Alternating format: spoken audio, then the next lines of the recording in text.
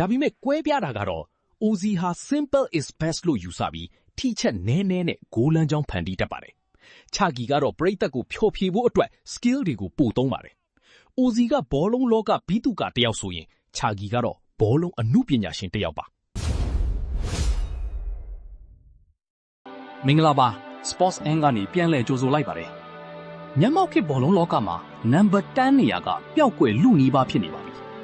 ဒါပေမဲ့ကွင်းလယ်မှာနတ်ဖျားတစ်ပါးလို့ဘောလုံးကွင်းရဲ့နေရာတိုင်းကိုမြင်နိုင်ပြီးအကွက်မြင်ဖန်တီးမှုတွေပြုလုပ်ပေးတတ်တဲ့ Ozil ကိုတော့ဘယ်သူမှမေ့မှာမဟုတ်ပါဘူး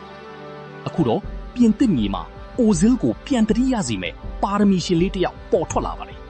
သူကတော့ Ryan Cherki ပါ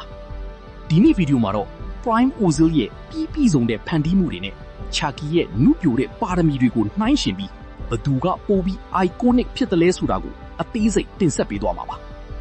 Mesut Ozil ဆိုတာဘောလုံးကိုခြာတောက်နဲ့ကန်တာမဟုတ်ပဲအုံနှောက်နဲ့ကစားနေသူပါ။2010ကနေ2016ကြားကသူ့ရဲ့ Prime အချိန်ကမယုံနိုင်စရာပါပဲ။သူဟာကွင်းထဲမှာရှိနေရင်တခြားသူတွေမမြင်နိုင်တဲ့လမ်းကြောင်းတွေကိုမြင်နိုင်တဲ့သူပါ။ Real Madrid မှာသူဟာ Cristiano Ronaldo ရဲ့အကောင်းဆုံးလက်တွဲဖော်ဖြစ်ခဲ့ပါတယ်။သူ့ရဲ့ bounce pass တွေ no look pass တွေကဘောလုံးပွဲတစ်ခုကိုအမှုပညာတစ်ခုဖြစ်စေခဲ့ပါတယ်။ Ozil ရဲ့ prime ဟာ assist စက်ရုပ်တရုပ်လိုပါပဲ။အခုတော့လီယုံရဲ့ပါရမီရှင်လေး Cherki အကြောင်းပြောကြရအောင်။ Cherki ဟာ Ozil လိုပဲကွင်းလေရဲ့တစ်ဖက်ချမ်းကိုတယောက်တည်းထိန်းချုပ်နိုင်စွမ်းရှိပါတယ်။ Cherki ရဲ့ထူးခြားချက်ကခြေနှစ်ဖက်လုံးကိုအသုံးပြုနိုင်တာပါ။သူဟာ Ozil ထက်ပိုပြီး dribbling ဘောလုံးဆွဲပြေးမှုပိုင်းမှာအားသန်ပါတယ်။ပြိုင်ဘက် 3-4 ယောက်ကြားထဲကနေရုံထွက်နိုင်တဲ့သူ့ရဲ့ခန္ဓာကိုယ်အလှည့်အပြောင်းတွေက Ozil ရဲ့ style ကိုပြန်တတိယစေပါတယ်။သူတို့နှစ်ယောက်ရဲ့စင်တူတဲ့အချက်က confidence ယုံကြည်မှုပါ။ဘောလုံးကိုလက်ဝဲထားရမှမကြောက်တာ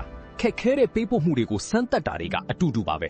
။စရင်စရာအရာကြည့်မယ်ဆိုရင်တော့ Prime OZ ကအပြတ်အသတ်တာနေပါသေးတယ်။ OZ ရဲ့ပွဲဖတ်နိုင်စွမ်း game reading ဟာသမိုင်းတစ်လျှောက်အကောင်းဆုံးတွေထဲမှာပါဝင်ပါတယ်။ဒါပေမဲ့ Cherki မှာရှိတာကအနာဂတ်ပါ။ Cherki ဟာ OZ ရဲ့ခံတဝင်အဆင့်ကိုရောက်နိုင်မလား။ဒါဟာသူရွေးချယ်မဲ့အသင်းနဲ့သူ့ရဲ့စူးစမ်းမှုအပေါ်မှာပဲမူတည်ပါတယ်။အခုအချိန်မှာတော့ Cherki ဟာ OZ ရဲ့ style ကိုလွမ်းဆွတ်နေတဲ့ပရိသတ်တွေအတွက်တော့အလွမ်းပြေစရာတစ်ခုပါပဲ။ဘောလုံးလောကကအပြောင်းလဲမြန်ပါတယ်။ဒါပေမဲ့ပါရမီရှင်တွေကတော့ဘယ်တော့မှပျောက်ကွယ်မသွားပါဘူး